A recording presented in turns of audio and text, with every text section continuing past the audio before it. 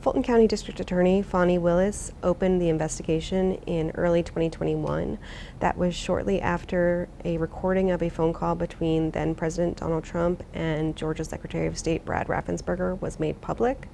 During that phone call, which took place in early January 2021, Trump repeatedly insisted that he had won Georgia in the 2020 presidential election, and he suggested that Raffensperger could help him find the votes needed to overturn his narrow loss in this state. Good morning. I am Fani Willis. I am the elected district attorney here in Fulton County. I will not go over the ground that the judge did. We are very, very thankful that you are here today.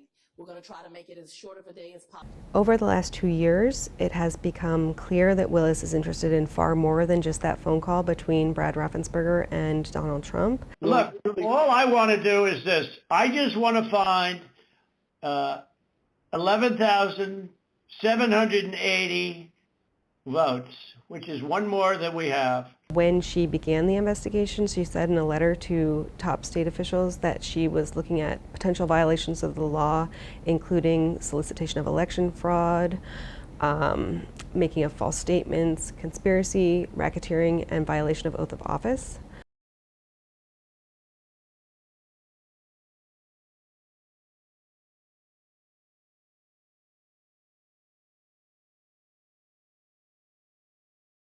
And she's been very interested in a panel or a slate of 16 Republican fake electors. These are people who signed a certificate falsely stating that Donald Trump had won Georgia and that they were the duly elected and qualified electors for the state.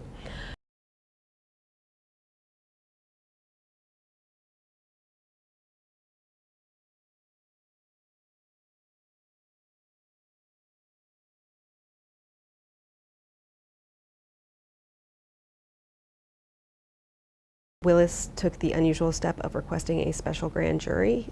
A special grand jury has the power to subpoena documents and witnesses, but it cannot issue indictments. It's really more of an investigative tool. The special grand jury was seated in May of last year, and between June and December, they heard from about 75 witnesses.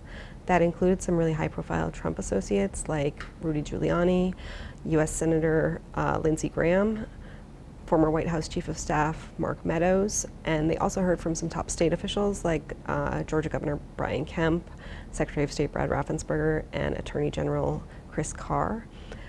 Trump himself was not asked to come testify, and he did not appear before the special grand jury.